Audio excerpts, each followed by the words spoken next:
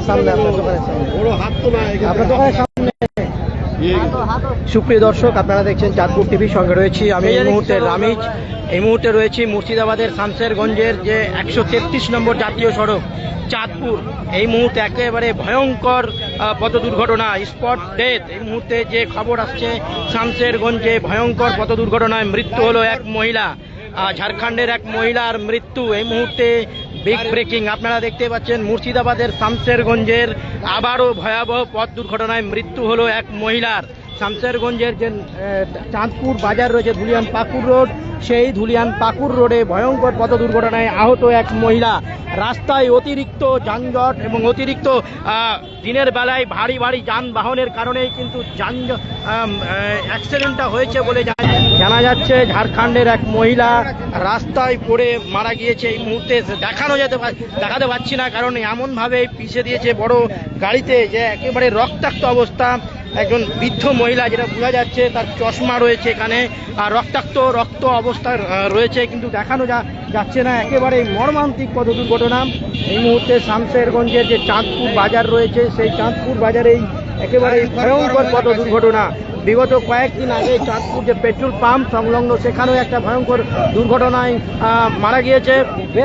কিছুদিন আগে আপনার ধুলিয়ান পাকুর রোড, এই রোডেরই ডাকবাংলায়, সেখানেও মারা গিয়েছে। এবং স্থানীয়রা ইতিমধ্যে কিন্তু পথ অবরোধ করে বিক্ষোভ দেখানো শুরু করেছে। বারংবার রাস্তায় দিনের বেলায় অতিরিক্ত ওভারলোড গাড়ি, ফলে প্রতিদিনই পথ দুর্ঘটনায় আহত হচ্ছে।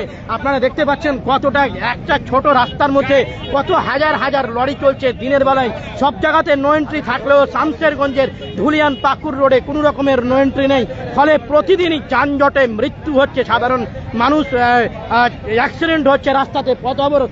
সাধারণ মানুষ কিন্তু প্রতিদিনই দুর্ঘটনার কবলে পড়ছে। এই মুহূর্তে একজন ঝাড়খণ্ডের মহিলা গত কয়েকদিন আগে এই রোডের শেষ দিকে ঝাড়খণ্ডেও কিন্তু ভয়ঙ্কর পথ দুর্ঘটনায় মারা গিয়েছে। বারবার একই ঘটনা ঘটলেও কোনো রকমের প্রশাসনের কোনো সেই রকম ব্যবস্থা নেওয়া হচ্ছে না। বারবার দিনের বেলায় অতিরিক্ত ওভারলোড গাড়ি, অতিরিক্ত গাড়ি চলার পরেও কিন্তু এই দুর্ঘটনাগুলি ঘটছে। প্রশাসনের ভূমিকা নিয়ে উঠছে প্রশ্ন। বারবার পথ দুর্ঘটনায় মারা যাচ্ছেও, তাও কোনো রকমের সুরা মিলছে না। প্রতিদিন আর কত জনের জীবন চলে গেলে এইরকমভাবে প্রশাসন নীরব ঘুমন্ত ঘুম ভাঙাবে।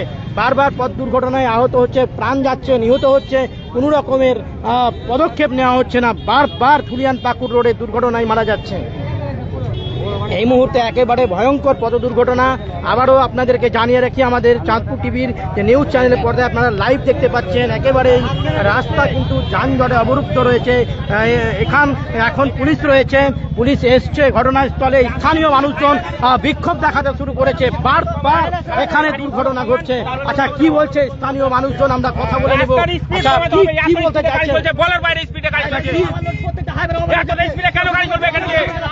প্রতিদিন স্থানীয়দের যেটা অভিযোগ, প্রতিদিন এই রাস্তা দিয়ে একটা বাইক আগে স্পিড লিমিট করবে, এখানে করে স্পিড লিমিট করবে, তারপর আর যে গাড়ি সামনে তার হবে। যে দেখতে পাচ্ছেন আমরা চলাচল করছি, আমরা সাধারণ এখানকার মানুষ, আমরাও চলাচল করতে পারি না। এতটাই যানজট যাচ্ছে, এত ধরে ধরে হাই বা লরি চালাচ্ছে, তারপরে হুট ফিরছে না, কোনো স্পিড নেই, কোনো লিমিট নেই, কোনো ধরনের লিমিট নেই। যে যেভাবে পারছে গাড়ি নিয়ে যাচ্ছে, বড় বড় হাইওয়ে এত স্পিডে গাড়ি নিয়ে যাচ্ছে, প্রশাসনের কোনো। আজকে সকাল থেকে 12টা অবধি জ্যাম ছিল আমাদের চাঁদপুর, সকাল থেকে 12টা অবধি চাঁদপুর বন্ধ ছিল, সবাই দেখেছো তো।